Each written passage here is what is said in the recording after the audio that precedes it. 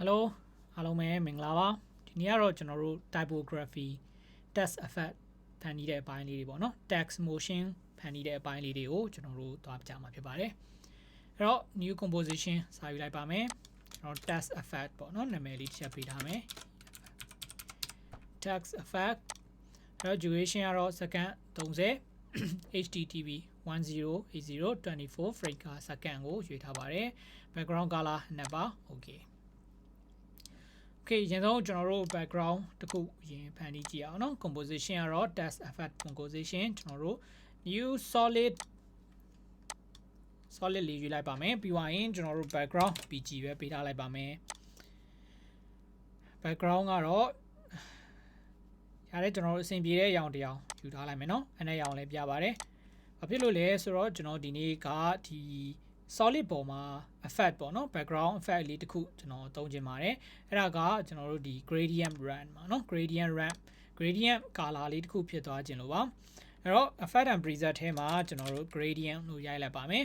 အဲ့ gradient လို့ရိုက်လိုက်လို့ရှိရင်ဒီမှာကျွန်တော်တို့ဒီ generate လုပ်လို့ရတာနှစ်မျိုးရှိပါမယ်ဗျနော် 4 color generate ရယ် 4 color gradient ရဲ့ကျွန်တော် gradient ramp ရဲ့ဆိုပြီးတော့ရှိတယ် gradient ramp ကတော့ကျွန်တော်တို့ color နှစ်ခုအသုံးပြုရမှာဖြစ်ပြီးတော့ကျွန်တော်တို့4 color gradient တော့ color 4ခုအသုံးပြုလို့ရပါတယ်เนาะကျွန်တော် gradient ramp ကိုဆွဲလိုက်ပါမယ်နောက်ပြီးတော့ gradient ramp ကကြတော့ color bitrate ပိုကောင်းပါတယ် bitrate နဲ့ပတ်သက်ပြီးတော့ကျွန်တော် color theory class တွေမှာပဲကျွန်တော်အသေးစိတ်ပြောပြတာဖြစ်ပါတယ်အဲ့တော့ color မှာ bitrate ကအရေးကြီးပါတယ်ပေါ့နော်အဲ့တော့ gradient ramp ကတော့ 2 color ဆိုပေမဲ့သူက bitrate က32ရှိပါတယ်4 color gradient ကတော့ color 4အောင်ထွက်တယ်ဆိုပေမဲ့သူကတော့16 bit color ဖြစ်ပါတယ်အဲ့တော့ color bitrate များတာကတော့ပိုကောင်းပါတယ်နော် Okay အဲ့တော့ဒီမှာဆိုလို့ရှိရင်ကျွန်တော်တို့ effect box လေးရှိမယ် effect control ပေါ့နော် effect control တကယ်လို့ပျောက်နေတယ်ဆိုလို့ရှိရင်ကျွန်တော်တို့ဒီ window ထဲကနေပြီးတော့ effect control box လေးရှိပါတယ်အဲ့ဒါလေးကိုတွားပြီးတော့ကျွန်တော်တို့ဖော်လိုက်လို့ရတယ်เนาะ click နှိပ်လိုက်မယ်ဆိုရင်ဒီ effect control box လေးပေါ်လာမှာဖြစ်ပါတယ်ဒါကျွန်တော်ဖျောက်ထားလိုက်မယ်ဟောပြန်ဖွင့်မယ်ဆိုရင် window effect control ရမယ်เนาะ Okay ဟုတ်ပြီဒါဆိုရင်ဒါကျွန်တော်တို့ gradient ramp color နှစ်ခုပေါ့เนาะအဲ့တော့ဒီမှာကျွန်တော်တို့ color ရဲ့ position ရှိမယ် color change လို့ရမယ့် box လေးရှိမယ်ပေါ့เนาะကျွန်တော်အနက်ကို cyan အရောင်လေးကျွန်တော်ပြောင်းထားလိုက်မယ်အောက်ကဖြူရောင်ကိုတော့ကျွန်တော်တို့အပြာရောင်ပေါ့နော်အပြာရောင်တန်းတာလေးပြောင်းထားလိုက်မယ်အဲ့တော့သူ့ရဲ့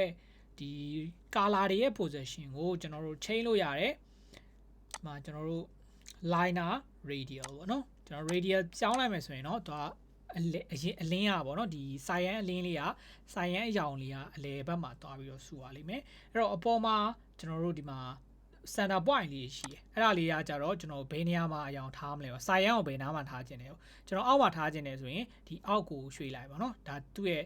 ဒီ xy coordinate ပေါ့နော် xy coordinate နဲ့ color လေးကိုချိန်လို့ရတာဖြစ်ပါတယ်အဲ့တော့ကျွန်တော်ဒီနားမှာထားမယ်ဆိုရင် click ဒီမှာထားလိုက်နှိပ်လိုက်ပါနော်အဲ့ဒါဆိုရင်သူ့ရဲ့ဒီ cyan ကဒီနေရာကိုရောက်သွားမယ်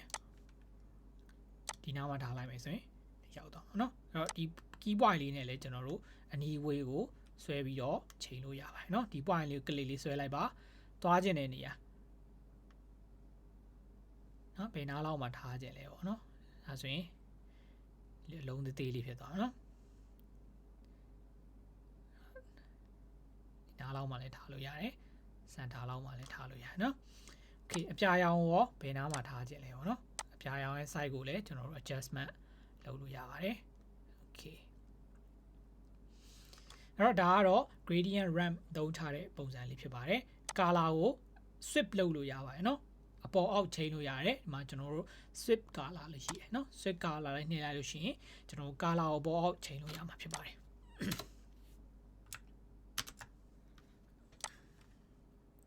Okay ဒါဆိုလို့ရှိရင်ကျွန်တော်တို့ဒါ background ပေါ့နော် background solid ရရှိသွားမှာဖြစ်တယ်ဟုတ်ပြီအဲ့ဆိုရင်ကျွန်တော်တို့ text effect လေးစပြီးတော့စမ်းကြည့်အောင်ပေါ့နော် text effect အဲ့တော့ text ကတော့ typography ပေါ့နော်ကျွန်တော် control T နဲ့ဒီ text key ကိုပြောင်းလိုက်လို့ရတယ်เนาะဒါဆိုရင်ကျွန်တော်တို့ V ပေါ့နော် V ပြီးတော့ရင်ကျွန်တော်တို့ဒီမှာ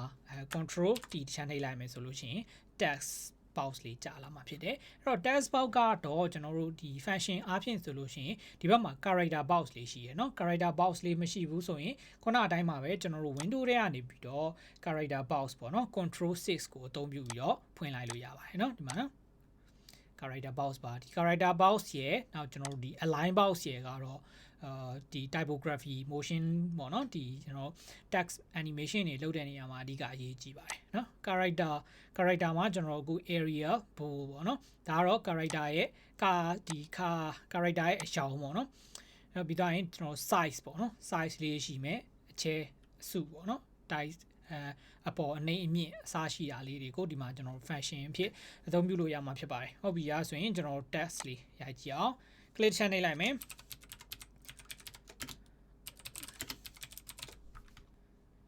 okay ဟုတ်ပြီဒါဆိုရင်ဒါကျွန်တော်တို့ text effect တစ်ခုရမယ်အဲ့တော့ text လို့ပြောပြီးဆိုလို့ရှိရင်တော့ဒါကျွန်တော်တို့ graphic design နဲ့မှာပါသွားပြီ typography graphic design ဖြစ်သွားပြီဆိုတော့ကျွန်တော်တို့ scale လေးတွေနည်းနည်းသတိထားပြီးတော့ကြည့်ဖို့လိုပါတယ် scale ပေါ့နော် scale ကိုဘယ်လိုကြည့်မလဲအဲ့တော့အရင်ဆုံးတင်တော့ကျွန်တော်ဒီ title save grid ပေါ့နော်ဒီကတော့ center လောက်မှာထားလိုက်မယ်ဒီ save grid ကတော့ကျွန်တော်ရှေ့ lesson တွေမှာပြောထားပြီးသားဖြစ်ပါတယ်အဲ့တော့ဒီ title လေးပေါ့နော် subtitle တွေ logo တွေနောက်ပြီးတော့ဒီ lower third အစရှိတာတွေကိုကျွန်တော်တို့ရေးဆွဲမယ်ဆိုလို့ရှိရင် design ဆွဲမယ်ဆိုလို့ရှိရင်ဒီ title save title ပေါ့နော်စိတ်ချရတဲ့ title အပြင်ဘက်ကို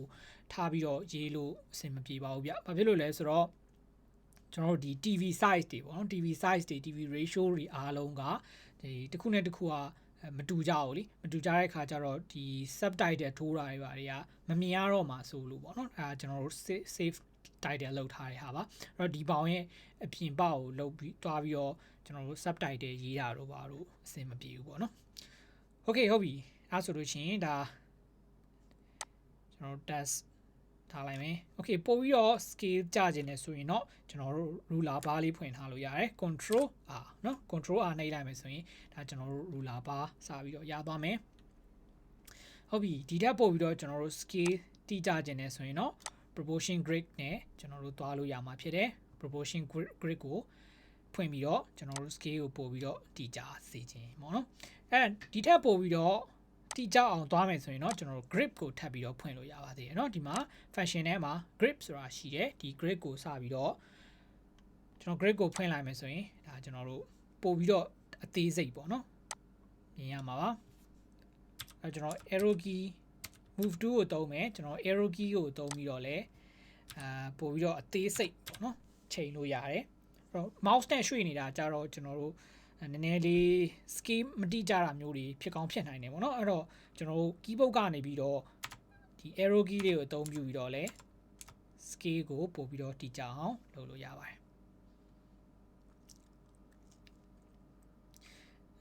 ပြီးတော့ကျွန်တော်တို့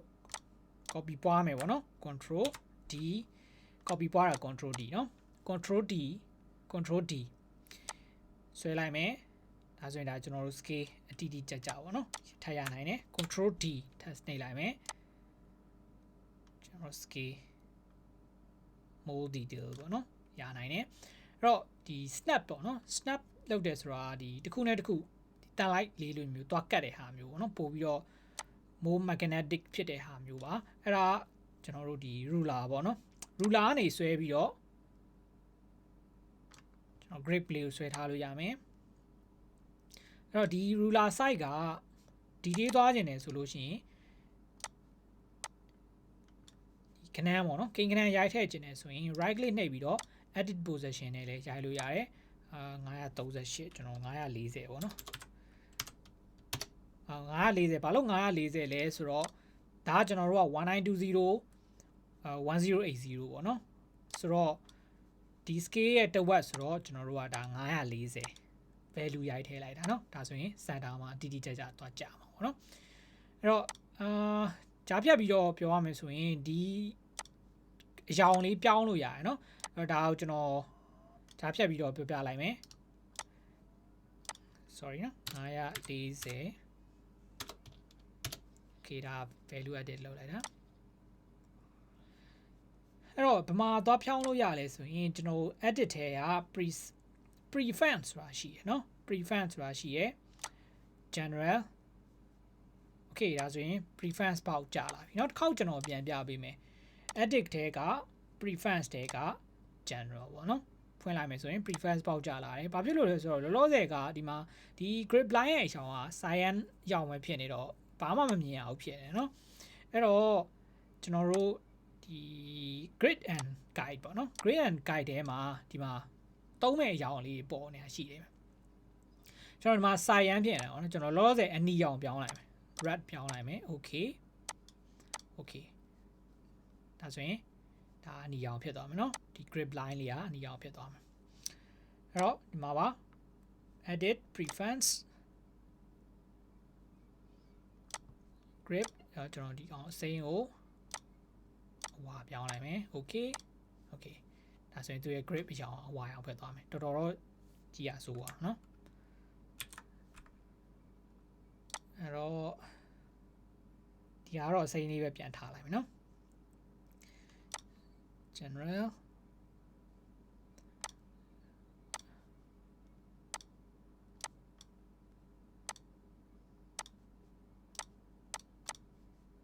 okay ဒါကတော့အစိမ်းပဲကောင်းပါတယ်ဟုတ်ပြီဒါဆိုရင်ဒါကျွန်တော်တို့ more detail ပေါ့เนาะရမှာဖြစ်တယ်ဆွဲလိုက်မယ်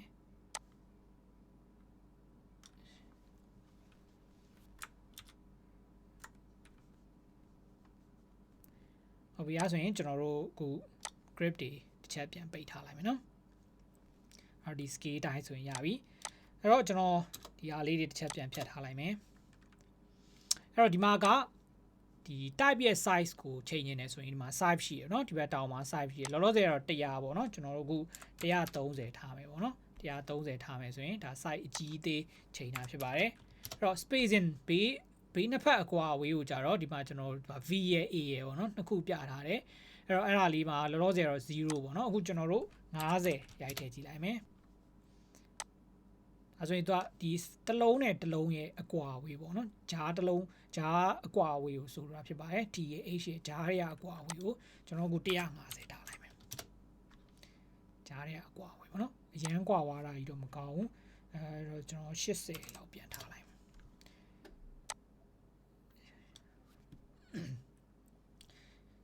โอเค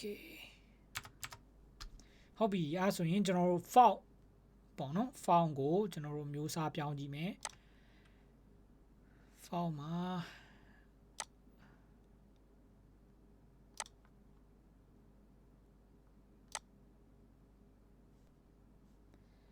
okay နည်းနည်းလေးစိတ်တဲ့ font လေးပြောင်းလိုက်တာပိုကောင်းနော်ကျွန်တော် font ကို2မျိုးခွဲထားလို့လည်းရတယ်ကျွန်တော် type 2နဲ့ကျွန်တော် Thompson ကိုကျွန်တော်ဒီအားလေးပြောင်းလိုက်မယ်that ပိုင်းကိုကြတော့ဒီအားလေးပြောင်းလိုက်မယ်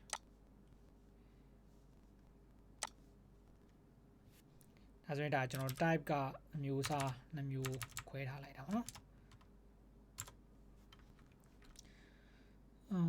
ဒီအားလေးကိုဒီနေ့လေးပြန်ပြောင်းခြင်းတယ်selection မှတ်လိုက်မယ်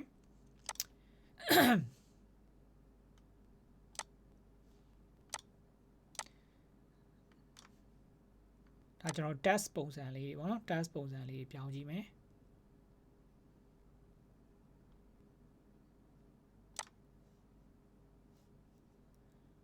โอเคဟုတ်ပြီဒါလို့ဆိုရင်ကွက်တီပဲဒါကကြိုက်တာပြောင်းလို့ရတယ်နော် test အမျိုးအစားကိုကျွန်တော်နှစ်ခုခွဲပြီးတော့ထားလိုက်တာဒီမှာကျွန်တော်တို့ function လေးရှိသေးတယ်เนาะကျွန်တော်ဒါ italic လောက်တာလေးတွေကျွန်တော် capital letter ကြီးလောက်တာလေးရှိတယ်เนาะဒါကွာကိုစမ်းသပ်ကြည့်လို့ရပါတယ်ဟုတ်ပြီအဲ့ဆိုရင်ကျွန်တော်တို့ဒီမှာ animation ပေါ့เนาะ easy animation typography အတွက်အသုံးတဲ့မဲ့ဟာလေးတွေကျွန်တော်တို့အရင်သွားကြည့်မယ်အဲ့တော့ဒီ type မှာကျွန်တော်တို့ download လေးတစ်ချက်ဆင်းရအောင်เนาะ download တစ်ချက်ဆင်းမယ်ဆင်းပြီးွားရင် task ကိုထပ်ဆင်းမယ် mode option ပေါ့နော် transform အဲ့တော့ဒီမှာကျွန်တော်တို့ animation တစ်ခုစမ်းကြည့်ကြအောင်ကျွန်တော်ဒီ animate ဆိုတဲ့ button လေးရှိပဲเนาะဒီဘက်တောင်းမှာ animate ဆိုတဲ့ button လေးရှိရယ်ဒါလေးကိုကျွန်တော် click ချက်နှိပ်လိုက်မယ်အဲ့ဒီကနေပြီးတော့ကျွန်တော် scale scale ကိုတစ်ချက်ရွေးရအောင်เนาะ scale မှာဒီမှာ animator 1ဆိုပြီးတော့ပေါ်လာလိမ့်မယ်เนาะ animator 1ဆိုပြီးတော့ပေါ်လာမယ်အဲ့တော့ဒါတို့ဆင်းလိုက်မယ်အဲ့တော့သူကထိတ်ဆုံးမှာ stat တွေ and ရှိရယ်ဆိုတော့ဘယ်နာကနေစကျင်လဲဆိုတော့လောလောဆယ်တော့ကျွန်တော်တို့ animation key မပေးထားသေးဘူးဆိုတဲ့အတွက်ဘာ animation မှာပေါ်မှာမဟုတ်ဘူးเนาะဒီ key frame ကျွန်တော်တို့မနှိပ်ထားသေးဘူးအဲ့တော့ဒါဒီမှာကျွန်တော်ကာဆာလေးကိုတစ်ချက်ကြည့်လိုက်เนาะเนาะကာဆာလေးက stat နဲ့ and ကိုတစ်လုံးချင်းညီရွှေ့သွားလိမ့်မယ်เนาะဒါကျွန်တော်ဆွဲပြီးတော့တင်ကြည့်လိုက်တာ okay ဟုတ်ပြီအဲ့တော့0ခဏထားလိုက်မယ်0ထားလိုက်မယ်เนาะဟုတ်ပြီအဲ့ဆိုရင်ဒါ offset ပေါ့နော် offset ကိုချက်ကြည့်ကြည့်မယ် offset သွားတဲ့ပုံစံ offset ကတော့ဘယ်ဘက်ကနေဘယ်လိုသွားမလဲဆိုတာမျိုးဘယ်ဘက်ကသွားမလားညာဘက်ကသွားမလားเนาะလောလောဆယ် stat and offset ရှိမယ်တော့ scale ကိုချက်ကြည့်မယ်เนาะ scale ကိုကျွန်တော်တို့လောလောဆယ်ဒါ0ထားလိုက်မှာเนาะ scale ကိုလောလောဆယ်0ထားလိုက်မယ်အဲ့တော့ပြီးသွားရင် stat မှာ key frame တစ်ချက် on မယ်stat ပါเนาะမှာကျွန်တော် stat မှာ key frame scale ကိုရင်0ထားပြီเนาะ scale ကို0ထားမယ် stat မှာ0ကျွန်တော် key frame စအောင်မယ်ဘယ်လောက်သွားမလဲလောလောဆယ်ကျွန်တော်တို့1စက္ကန့်2စက္ကန့်သွားကြည့်အောင်เนาะကျွန်တော်2စက္ကန့်မှာတစ်ချက်ထားမယ်2စက္ကန့်သေးကြလားဆိုတာဒီ box လေးမှာကြည့်ပေးပါเนาะဒီမှာ review time preview time ဆိုတာလေးရှိเนาะ preview time လေးကိုတစ်ချက်ကြည့်ပေးပါအဲ့တော့2စက္ကန့်မှာကျွန်တော်တို့အခု100ပေးလိုက်မယ်ကြာဆိုရင်ဘယ်လိုဖြစ်သွားမလဲကြည့်ကြည့်အောင် okay နော်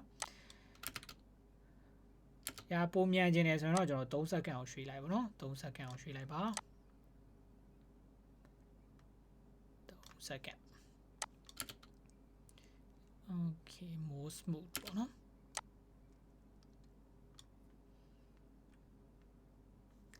ဟုတ်ပြီအဲ့ဆိုရင်ကျွန်တော်တို့ပို့ပြီးတော့ကြည့်ကောင်းအောင်ပေါ့နော်ပို့ပြီးတော့ကြည့်ကောင်းအောင်ဘယ်လိုလုပ်ကြမလဲ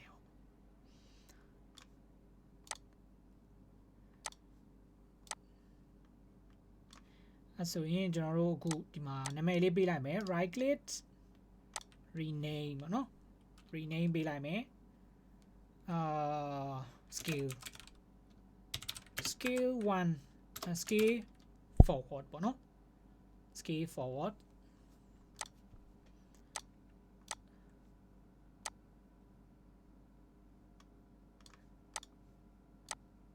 အဲ့တော့ဒီမှာကျွန်တော်တို့နောက်ထပ်တစ်ခု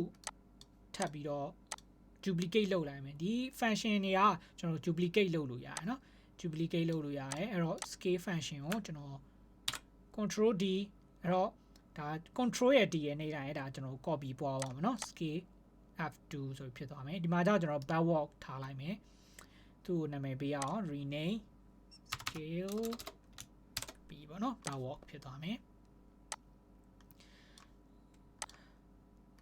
အဲ့တော့သူ့ရဲ့ဒီ scale မှာ scale B ရဲ့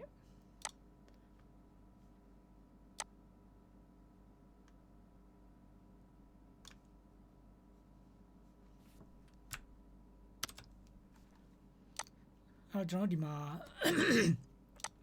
ဒီမှာကကျွန်တော်တခုလောက်ကြည့်မှာเนาะအဲ့တော့ဒီမှာ M ရဲ့ T ရေပေါ့နော် M ရဲ့ T ရဲ့နေရာမှာကျွန်တော်တို့ more smooth ဖြစ်သွားအောင်လုပ်ချင်တယ်ပို့ပြီးတော့ pop up ပေါ့နော် pop up လောက်တာလေးကပို့ပြီးတော့ညင်းညင်းညင်ညောင်းလေးဖြစ်ချင်တယ်အဲကျွန်တော် easy ease out လုပ်တဲ့ပုံစံမျိုးပေါ့နော်အဲ့တော့အဲ့ဒါမျိုးလေးကိုကျွန်တော်ဘယ်မှာဖန်တီးလို့ရမလဲဆိုတော့ဒီမှာကျွန်တော် advanced ဆိုတာရှိလိမ့်မယ်တစ်ချက်ရှာကြည့်နော် rectangle slider အောက်ကဒီ offset ရဲ့အောက်နားမှာ advanced ဆိုတာရှိမယ် advanced လေးကိုကျွန်တော်တို့ download လေးတစ်ချက်ထပ်ပြီးတော့ဆင်းကြည့်ပေးပါပြီးသွားရင်ကျွန်တော်ဒီ M ပေါ့နော် M ရောက်တဲ့နားလောက်မှာတစ်ချက်ထားမယ်ပြီးသွားရင်သူ့ရဲ့ဒီကျွန်တော်တို့ word ပေါ့နော်ကျွန်တော်စာလုံးတစ်လုံးချင်းစီဒီမှာဆိုရင်သူက character ရှိမယ်ဗျာ word ရှိမယ် line ရှိမယ်เนาะအဲ့တော့ကျွန်တော်တို့ကစာလုံးတစ်လုံးချင်းစီကိုလို့ character ဆိုလို့ရှိရင် character တစ်ခုချင်းစီမှာ word တစ်လုံးချင်းစီကိုကျွန်တော်တို့ adjust လုပ်ချင်တာဖြစ်တဲ့အတွက်ကျွန်တော် word မှာတစ်ချက်ထားမယ်ပြီးသွားရင်ဒီ easy high easy low ပေါ့เนาะ easy low ဆိုတာလေးကိုကျွန်တော်တို့နည်းနည်းလေးတင်လိုက်မယ်80 90လောက်ထားလိုက်မယ်เนาะအဲဆိုရင်ဒီနေရာလေးမှာနည်းနည်းလေးပို့ပြီးတော့ သွားပြီးတော့နေတာတွေ့ရလိမ့်မယ်နော်ဒီမှာ T မှာပို့ပြီးတော့ E သွားတာလေးတွေ့ရလိမ့်မယ်အဲ့တော့ကျွန်တော်တို့ကနော်အဲ့ပုံစံလေးဒီဘက် T ဘက်မှာနည်းနည်းလေးများတယ်နော် M ဒီဘက်ကိုနည်းနည်းလေးပြန်သွားမယ် M အပေါ်စားလောက်ကိုသွားမယ်ပြီးတော့ရင် easy လို့ကျွန်တော်60ပဲထားရအောင်နော်60လောက်ပဲထားလိုက်ရပါနော်โอเคဒါကတော့ကိုကြိုက်တဲ့ feeling ပေါ့နော်ကိုသဘောကျတဲ့ feeling ကိုတွားလို့ရတယ် M နားမှာပို့ပြီးတော့ easy ဖြစ်သွားခြင်းလား T နားမှာဖြစ်သွားခြင်းလားဆိုတာဒီနားလေးကို adjust လုပ်ပြီးတော့တွားလို့ရမှာနော်လုံးဝမပေါ်ခင်နေရာမှာလည်းချိန်လို့ရတယ်လုံးဝမပေါ်ခင်နေရာမှာဆိုရင်ကျွန်တော်တို့က40လောက်ပေါ့နော်40လောက်ထားမယ်အဲဆိုရင် T ရပို့ပြီးတော့ ease ဖြစ်သွားတယ်เนาะအဲ့တော့ဒါကတော့ကိုယ်တိုင်သဘောပေါက်နားလဲသွားအောင်တေချာဒီ position လေးတွေချိန်ပြီးတော့တုံးချကြည့်မယ်ဆိုရင်ပိုအဆင်ပြေမှာပါเนาะ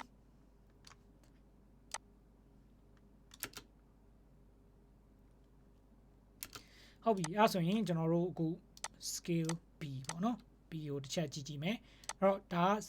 ခုနဒီ scale F ကိုပဲကျွန်တော်တို့ copy ပွားလိုက်တာเนาะ control D နဲ့ copy ပွားလိုက်တာအဲ့တော့ဒီမှာကျွန်တော်တို့ချက်လုပ်ကြည့်ရအောင်ဒီမှာဆိုလို့ရှိရင်အကုန်လုံးကဒီတိုင်းပေါ်လာတယ်ပေါ့ကျွန်တော်ကဒီလိုမျိုးလေးဖြစ်စေချင်တာတုံသွားတဲ့ပုံစံမျိုးလေးပေါ့နော်အပေါ်အောက်ဒီ scale ကဒီအကျုံကျက်ဖြစ်ပြီးတော့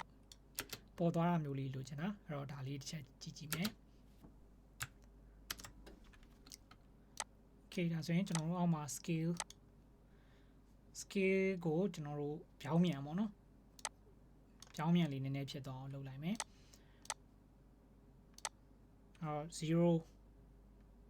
0ပေါ့နော်0နဲ့စားလိုက်မယ်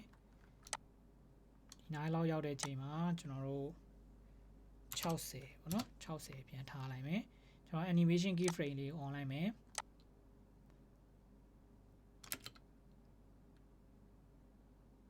โอเคနော်အဲဆိုရင်ဒီနေရာရောက်တော့မှကျွန်တော်တို့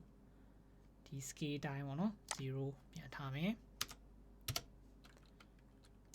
โอเคဒါဆိုရင်ကြည့်ကြည့်အောင်အဲဆိုရင် effect ပုံစံလေးတစ်မျိုးပြောင်းသွားမယ်နော်စလုံးတွေတန်းစီပြီးထွက်လာတာပိုပွင့်နေဒီဘက်မှာစလုံးအသေးလေးတွေအရင်ပေါ်နေမယ်ပြီးတော့တဲ့အခါကျတော့မှကျွန်တော်တို့ပုံစံအကြီးလိုက်ပြီးတော့ပေါ်လာမှာပေါ့နော်ဟုတ်ပြီအဲဆိုရင်ကျွန်တော်တို့ဒီစလုံးကို copy ပွားကြည့်မယ်ပေါ့နော်အဲဒီမှာကျွန်တော်နည်းလေးပို့ပြီးတော့ ease ဖြစ်သွားအောင်လေးလုပ်မယ်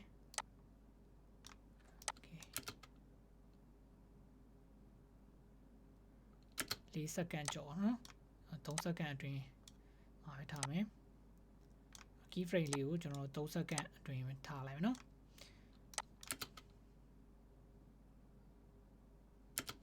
ဟုတ်ပြီအဲဆိုရင်ကျွန်တော်တို့ဒီစလုံးကိုပေါ့နော်အဲ့တော့ဒီ function လေးတွေကိုဒီမှာအသုံးပြုခြင်းအပြင်ကျွန်တော်တို့ကစလုံးကိုကြိုက်တဲ့လောက်ပြောင်းလိုက်လို့ရတယ်ပေါ့နော်ဒီမှာကျွန်တော်တို့အောင်မောင် Okay နာမည်ချိန်လိုက်တယ်ဆိုလို့ရှိရင်လည်းကျွန်တော် effect ကဒီတိုင်းပဲရှိနေမှာเนาะဟုတ်ပြီအဲ့တော့ကျွန်တော်တို့ဒီနာမည်ကိုပြပွားလိုက်မယ် control D เนาะ control D နဲ့နာမည်ပွားလိုက်မယ်ပြီးကျွန်တော်အောက်လေးနည်းနည်းရွှေ့လိုက်မယ်အဲ့တော့ဒီမှာကျွန်တော်နာမည်ပြောင်းရအောင်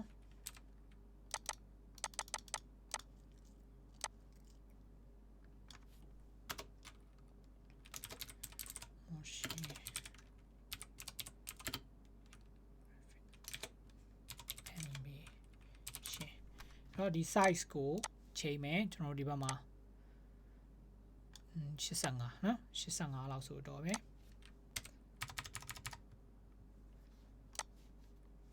အဲကျွန်တော်ဒီနှစ်ခုကိုအပေါ်နည်းနည်းလေးတင်လိုက်မယ်เนาะ center ရောက်တော့နည်းနည်းလေးတင်လိုက်မယ်ကျွန်တော် motion proportional grid လေးပြန်ဖွင့်မယ်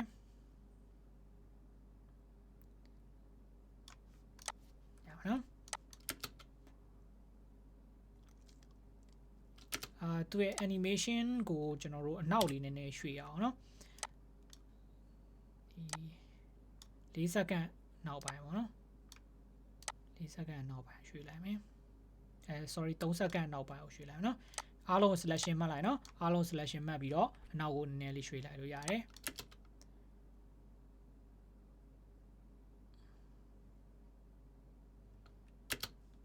speed လေးနည်းနည်းပြင်ရအောင်နော် speed ကအရင်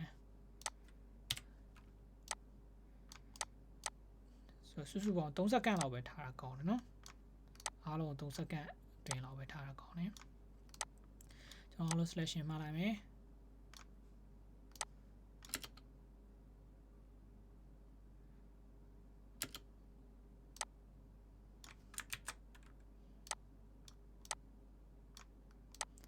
စက္ကန့်အတိပဲထားလိုက်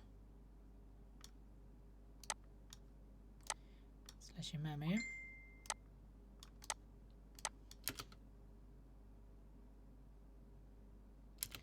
ဟုတ်ပြီအဲဆိုရင်ကျွန်တော်တို့အခု rotation လေးထည့်ကြည့်လိုက်မယ်နော် rotation ကတော့ဒီ task တစ်ခုလုံးရဲ့ rotation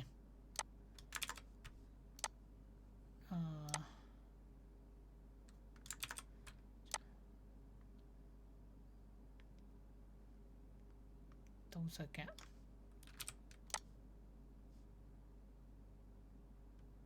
အဲ့တော့ဒီနှစ်ခုကို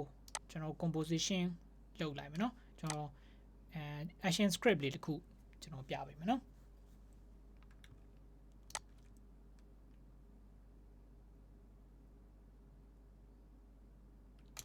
okay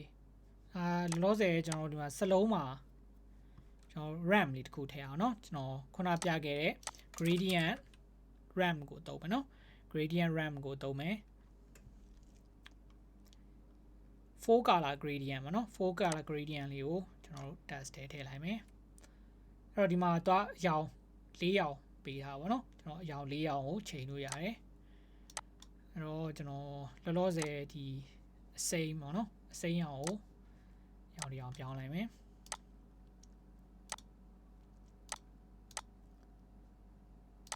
ပြရအောင်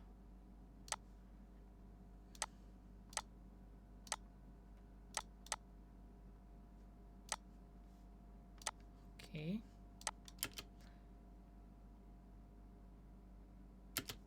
ရအောင်နော်နောက်ပြီးတော့ရင်ကျွန်တော်တို့နောက်မှာ solid လေးခုထပ်ပြီးတော့သုံးကြည့်မယ်နော် solid background လေးသုံးကြည့်မယ်အဲ့တော့ဒီမှာကျွန်တော်တို့အခု rounded rectangle ပေါ့နော် rounded rectangle လေးယူလိုက်မယ် sorry ကျွန်တော် solid ပဲသုံးပါဆိုတော့လွတ်တဲ့နေရာမှာ click ထောက်ထားမယ်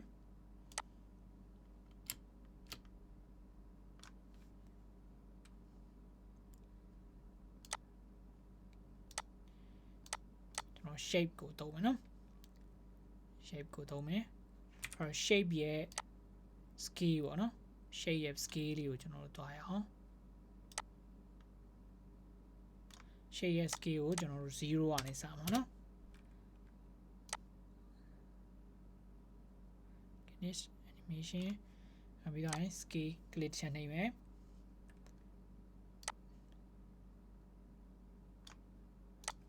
တရားတည်ထားမယ်နော်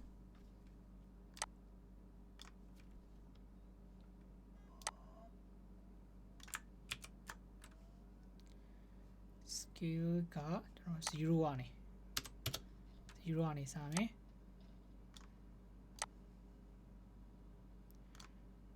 တော့ရင်3စက္ကန့်အထိတရားထားမယ်အဲ့ဒီ background ဒီ layer အောက်ကိုရွှေ့ပြီနော်ဒီစာနှစ်ခုရဲ့အောက်မှာရှိပါရ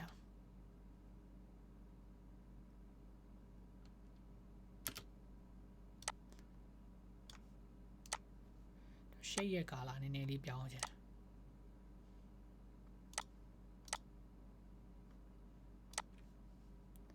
းတော့ရင် shade ရဲ့ opacity လေးကိုကျွန်တော်နည်းနည်း short ထားခြင်းနဲ့80ထား